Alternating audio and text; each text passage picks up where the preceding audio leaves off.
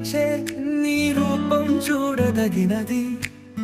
తిరుమలలో వెలిసే నీ మూర్తి పరమాద్భుతం.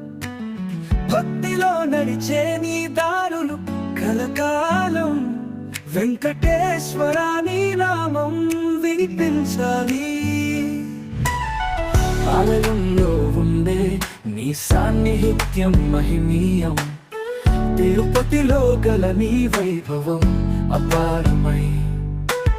సంకల్పాలను నెరవేర్చే అద్భుత వీరుడు వెంకటేశ్వరుడు. పూజ నుండి స్థానం సర్వోత్తమం. వెంకటేశ్వర నీ నామం పాడుతా. భక్తితో మనసులో గానాలు నడిచే